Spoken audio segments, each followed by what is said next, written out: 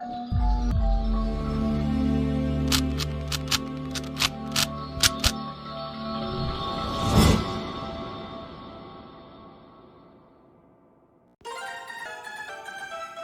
versus China by Quick. The history.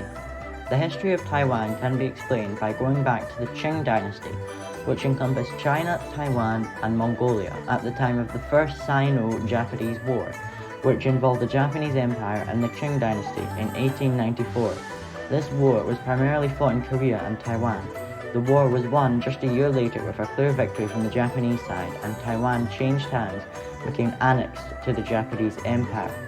In 1912, the Japanese monarchy was overthrown and the First Chinese Republic was established, the Republic of China. The provisional president of this party was Sun Yat-sen, but Yuan Shikai had already declared himself president in Beijing. However, because Yuan Shikai was the leader of the largest military army in the country, Sun agreed to accept Yuan as president. As president, Yuan abused his power, which led to a failed revolution in which Sun fled to Japan. Then, Yuan became president and dissolved the Chinese Nationalist Party, and in 1915 declared himself Emperor of China. However, he died 1 year later and began what became known as the Warlord Era, as the country was ruled by many separate leaders controlling different factions. In 1997, Sun, the founder of the Republic of China, returned from exile to re-establish the Republic Party. He revived his old nationalist party in the south of the country as the north was filled with two powerful warlords. He wanted to reunite China, however he lacked any military, so he asked for help from the West. Most countries refused, however the Soviet Union offered their help under the conditions that the Republic Party cooperated and allied with the smaller Chinese Communist Party. After a 2-year military campaign called the Northern Expedition, the warlord era came to an end. However, after the death of Sun Yat-sen in 1925, the alliance between the Communists and the Republicans began to fall apart. The Republic Party began executing Communists in 1927 in what became known as the Shanghai Massacre. This ended their alliance with the Soviet Union and started the Chinese Civil War between the Nationalists and the Communists in August of 1927. The Communist Army, called the Red Army, was led by Mao Zedong. 4 years later, in 1913, with the Civil War still ongoing, the Empire of Japan invaded China and took a large northwestern piece. This broke out into a full war between Japan and China in 1937. A reluctant temporary alliance was created between the Communists and the Republicans so that they could better fight their common enemy, the Japanese. The Japanese invaded the Chinese capital of Nanjing and massacred tens of thousands of people. However, in 1941, they made one fatal mistake, attacking Pearl Harbor. The Americans were furious with the Japanese, and in August of 1945 dropped 2 atomic bombs on the Japanese cities of Hiroshima and Nagasaki. The Japanese quickly surrendered and agreed to a surrender agreement which included that Japan returned sovereignty of all lands that they conquered, which included their annexed nations of Korea and Taiwan. After the war, the loose alliance between the Communists and the Nationalists broke off, restarting the Civil War. The Soviets backed the Communists, but the Americans backed the Nationalists in what were the early years of the Cold War. Despite having a superior number of soldiers and equipment, the Chinese Civil War was decisively won by the Communists, as they captured more and more land, pushing the Nationalists further and further back, until in 1949, when the Nationalist government retreated to the island of Taiwan.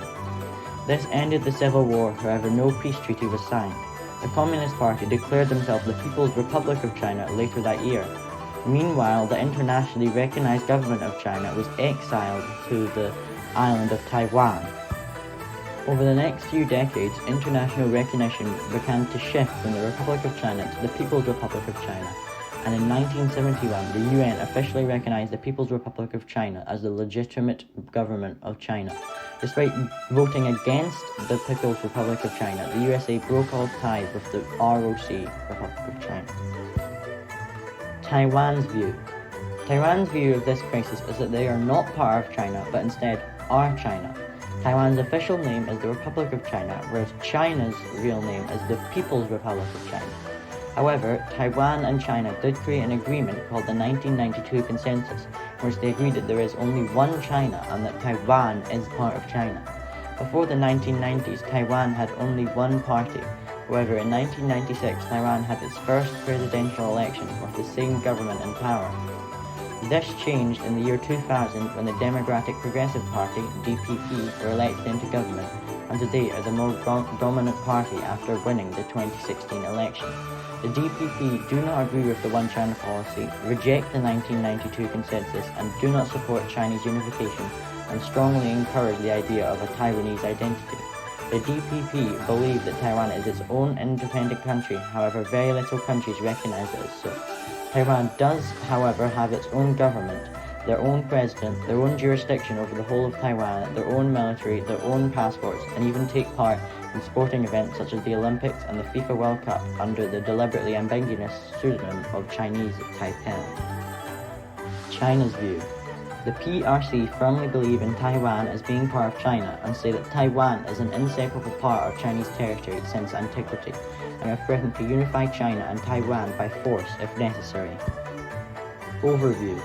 There are three possible outcomes of the Taiwan crisis. Unification. This is unlikely as neither side are willing to give up their claim as the legitimate government of China, and after being separated for many decades, their populations are very different people. Independence. This may seem like the most practical way to solve the dispute, but with China being hostile to the Taiwanese independence, it is too dangerous to be considered at that moment. Status quo. This is the only realistic solution to the problem. Thank you for listening.